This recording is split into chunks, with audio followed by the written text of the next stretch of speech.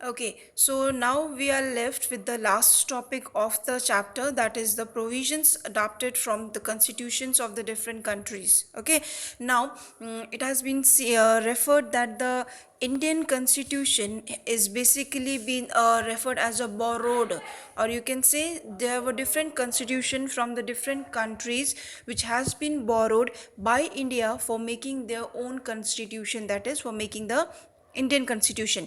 Just like you can see British constitution, so the first past the post system, that is the election system that we have done in chapter number 3. Okay, the parliamentary form of government that we have, the rule of law, the institution of the speaker and his and her role. Okay, law making procedure. So these are the steps, these are the provisions which has been borrowed from the British constitutions. Okay, so the same manner United States of Constitution has also provided us with the Charter of Fundamental Rights. That means the six fundamental rights which have been provided is there with the people of India has been taken by the United States Constitution. Just like that, the power of judicial review has also been taken, and the independence of judiciary. We know that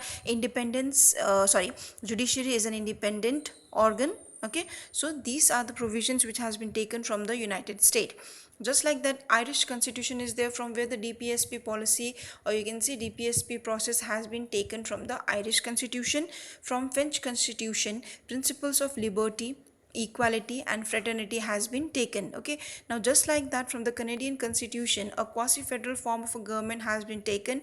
That means we must have a federal system, though we are having a federal form of a government in our country, with, or you can say along with, a strong central government. Okay, or you can say the distribution of powers will also be there, or you can say one of the feature of the federal system, that is a division of power between the state and the central government, has also been taken from the Canadian constitution.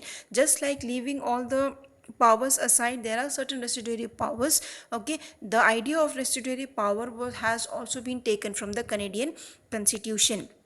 So by this we are reaching, or we have reached the end of the chapter, that is the Indian constitution at work. Okay, so please go through all the notes which has been provided, so that you will be able to cope up with the things that you all would not able to attain in your previous classes.